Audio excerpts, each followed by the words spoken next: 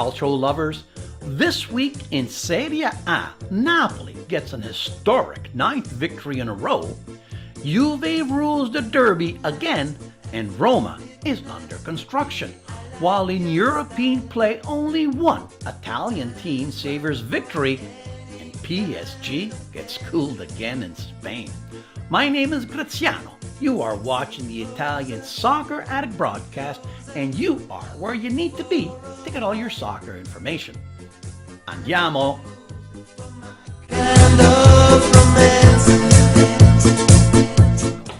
Ciao amici del calcio, my name is Jimmy Felice, and it's nice to be back from our trip to South America. Graz, what did you think about our Boca Juniors soccer game down there? Yeah, we went to see Boca Juniors, and I tell you, I've watched Roma Lazio, and I've watched Roma Napoli, and I thought Italians were crazy soccer fans, but nothing prepared me for the Boca fans. They sang and danced and cheered for 2 hours, as we did. Yeah. It was amazing. I can't imagine what the Classico would be like between them and River Plate. That's true. Now, Graz, do you think that that's our next road trip? I tell you, man, Boccadano, that should be wild. In Italy, Napoli set a historic mark, notching their ninth consecutive victory, beating Spal 1-0 in Naples. After their midweek loss to Leipzig, Napoli looked nervous, but an early Ialian goal in the sixth was enough, and they held on for the victory to remain in first place for the Scudetto race. Do you think, Graz, that Maradona is cheering them on? Oh, he's more than cheering, he's open big time.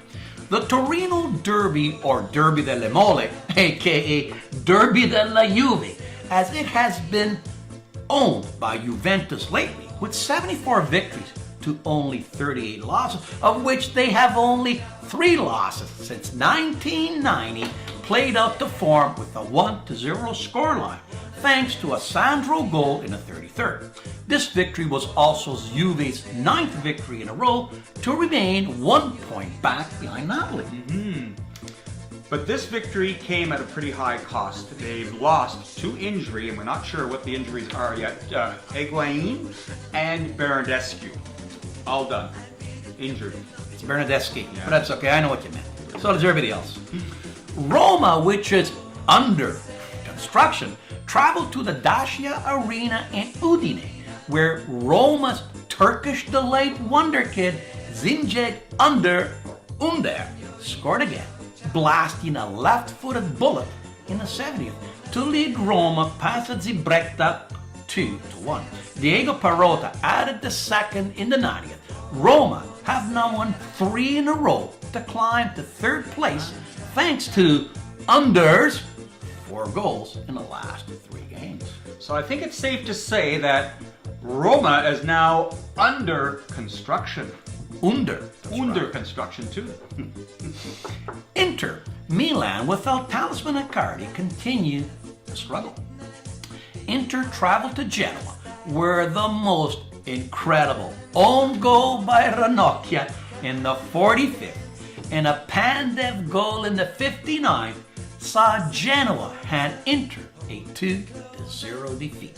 With only 1 victory in their last 11 matches, this negative streak sees Inter drop out of Champions League spot. And to think that Spalletti had it rough in Rome. Oh, this is nothing. While Inter struggled, the other Milanese, AC, are now undefeated in their last 7 games, as they got a 1-0 victory against Sampdoria in Milano. Good luck boy Jack Bonaventura found the net in the 13th to give them the victory. But all is not rosy AC land, as rumors have it that AC Milan's Chinese owner, Mr. Lee, is bankrupt. Oh, apparently Mr. Lee has no lira. Getting their 3rd victory of the year saw the Stregoni of Benevento, as they got a last-minute winner from Debate to beat Crotone 3-2. Atalanta tied Fiorentina 1-1 with a Patania goal in the 46th. Bologna got an 88th minute goal from Pulga to beat Sassuolo 2-1. And Chievo got their first win in the last 10 matches by beating Cagliari 2-1 thanks to goals from Giaccherini and that Italian guy named Inglese. And the last game saw Lazio host Verona, where Ciro Immobile, who hadn't found the back of the net in the last 44 days, got back to scoring with a brace to give him 22 for the year in a 2-0 Lazio victory. This victory sees Lazio fourth spot in the Champions League qualification zone. Okay, the most interesting thing here is my goal of the week. Okay. This is the most unbelievable own goal I've ever seen. Watch Inter's Ranocchia do the impossible. I'll be the captain of your heart. Buonasera, buonasera signorina. Buonasera, signorina, ciao, ciao. Here we go. In European play this week, Italian teams could only snag 1 victory, 1 tie, and 3 losses. Eee. In the first leg of the home-and-home knockout stage. As my mother would say, I don't believe. In Champions League, Juve hosted the Spurs at the Allianz, and Gonzalo Higuain gave them the early lead in the 3rd and doubled the lead in the 9th on a PK. Up 2-0 so early it was going to be a cakewalk, but shoddy defense and questionable goaltending allowed the Spurs to first tie the match in the 35th thanks to a Harry Kane's walk around the goalie tap-in, and then equalize it in the 71st when Eriksson beats the wall and an out-of-position Buffon for a 2-2 tie. Had they won 2-0, this contest would have been over going to London. 2 goals to the good. But after conceding 2 away goals, Juve now have to win in London. No, Jim, I ultimately think Juve can beat the Spurs if they were healthy. But with so many injuries, Juve may be in a fog at London. Let's see, London Fog. Isn't that the name of an overcoat? Are you saying this is wrapped up? Possibly. The other Champions League match for Italian sees Roma travel to Metalist Stadium in Donetsk, where they face Shakhtar on Wednesday. You know, this is not an easy game because Shakhtar has beaten both Napoli and Man City at home by the same 2-1 scoreline. Plus, it's going to be cold, -8, and it's going to be played on a frozen ground. You know, Ukraine in the winter, not a good for sun-loving Italians. I'm not even going to venture a prediction. Now, one of the top teams in Europe, Napoli, got their asses handed to them by RB Leipzig, who beat them at the San Paolo 3-1. After Napoli went up on an Unz goal in the 52nd, Red Bull took over the game, finding the back of the net 3 times, and now sit in the driver's seat as Napoli have to score 4 goals to advance without giving up any. And they have to do it in Germany. You know, it would take a San Gennaro miracle to turn this tie around. You think he's listening? Hey, did someone call my name? In Europa League, Atalanta got 2 away goals but lost in Borussia Dortmund 3-2. In Germany again, Atalanta need to win at home in the return leg to advance.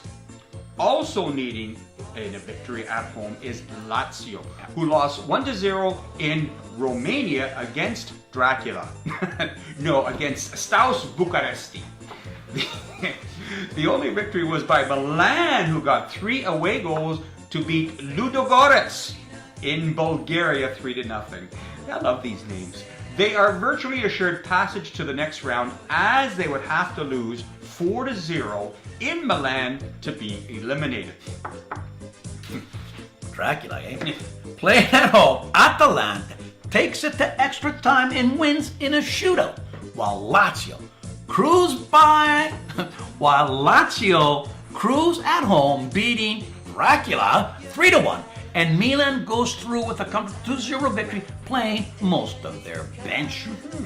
Now, while some matches were no-brainers, such as City scoring 4 in Basel, Liverpool putting 5 by Porto in Lisbon was a surprise, but the big shocker saw big spending French superpower PSG with Neymar, Cavani, and Mbappe once again travel to Spain and get humiliated. This time 3-1 by Real. PSG, whom most pundits believed would be in the finals, now need to win in Paris by 2 goals without conceding any. Wow, you know, if PSG get eliminated after spending $235 million on Neymar and $186 million for Mbappe, I'm thinking PSG should have invested in a GPS instead. Did you know that Italians go to the polls again?